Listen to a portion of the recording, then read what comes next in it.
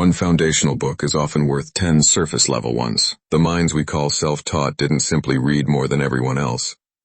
They read differently. Leonardo da Vinci had almost no formal schooling, no university, no structured mathematical education, yet evidence suggests Euclid's Elements was a major source of inspiration for him. He didn't read it to become a mathematician. He read it because he realized something profound. Understanding how lines, angles, and shapes relate to one another means understanding almost anything. Perspective in painting, geometry in engineering, proportions in anatomy. Every time he sketched a flying machine or dissected a cadaver, he was applying mental structures learned from Euclid, and Benjamin Franklin is another perfect example of applying this principle with extraordinary results. He was equally obsessed with an ancient Roman treatise called On Architecture by Vitruvius. If you've ever seen his famous Vitruvian Man, that drawing comes directly from this book. Vitruvius argued that the human body embodied the geometry of the cosmos. Leonardo took that idea seriously, using it not as a building manual, but as a lens for thinking about balance, harmony, and design itself. Reading this book didn't just shape his art, it shaped how he saw hidden structures in everything around him. This reveals the second lesson. Read outside your domain.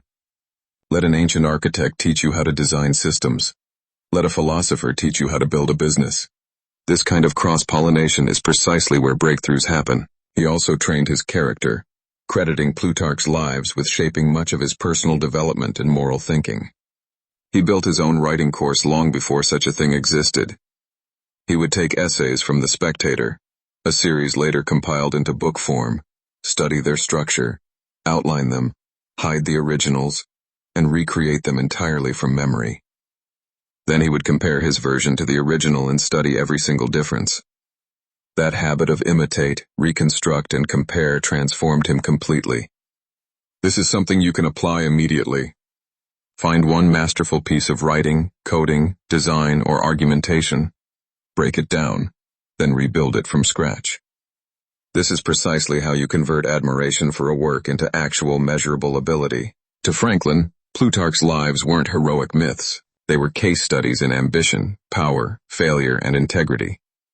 He read them to understand why people rise and fall, what qualities they cultivate, what weaknesses they ignore, and how those internal traits eventually shape their external fate. Reading biographies this way teaches you to think in cause and effect rather than vague inspiration.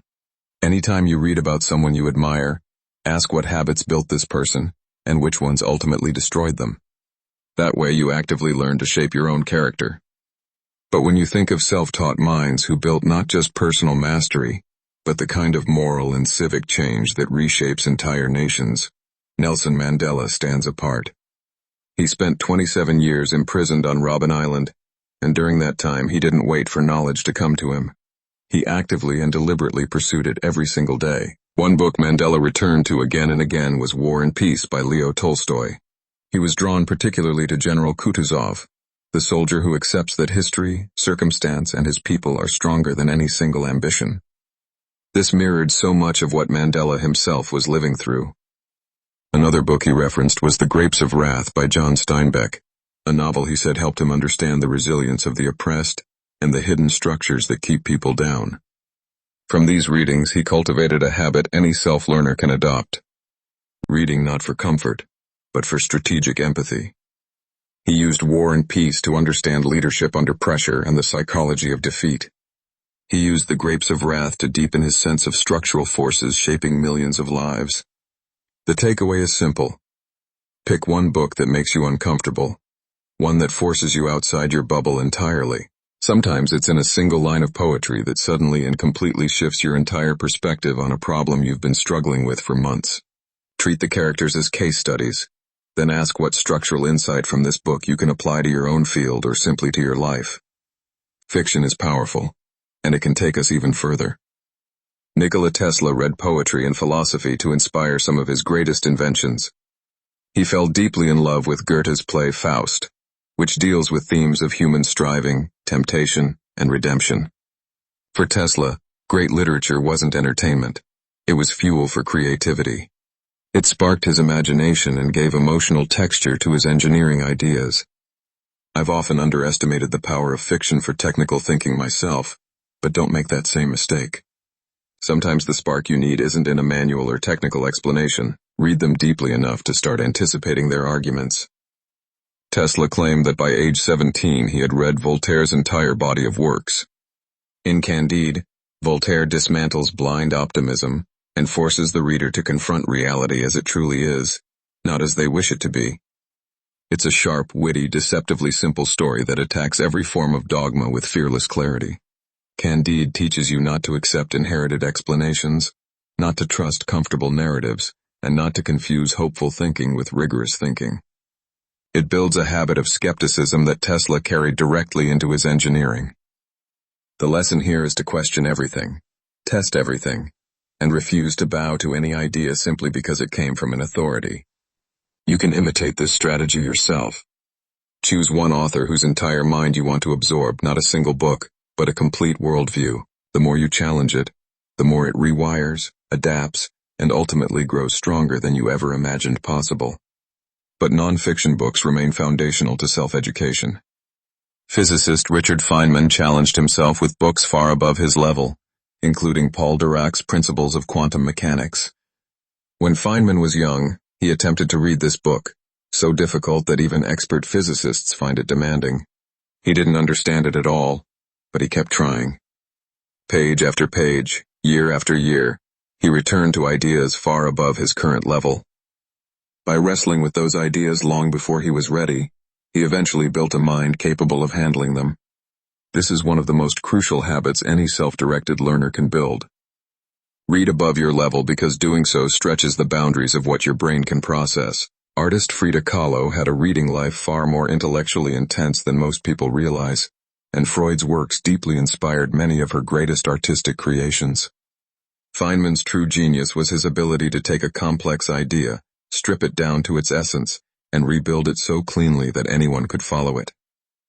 For self-taught learners, this book represents the habit that made him extraordinary. After learning something new, explain it in plain language. If you cannot do that clearly, you don't truly understand it yet. Go back and refine until you can.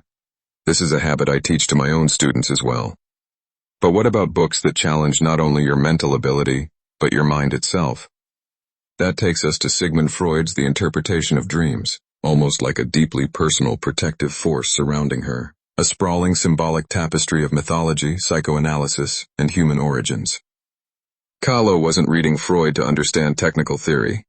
She was reading him for phenomenology, the philosophical study of raw experience itself. The lesson for you is this.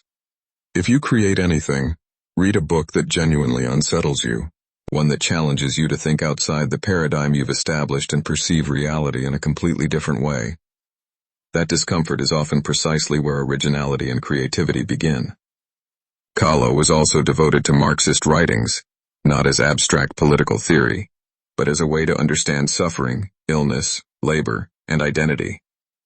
Her painting Marxism Will Give Health to the Sick literally shows Marx's ideas supporting her broken body. They read with purpose, with strategy, and with the intention of transforming not just what they knew, but fundamentally how they thought about everything around them. Whether or not Kahlo read every single page, Marxist texts undeniably shaped her entire worldview.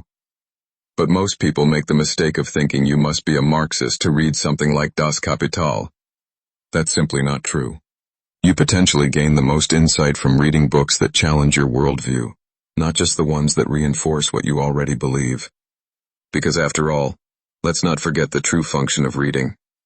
It's to get you to do something most people rarely ever do, and that is using your mind to think deeply and critically. Across these 12 books and 6 extraordinary minds, one pattern emerges consistently. The greatest self-taught thinkers didn't read passively.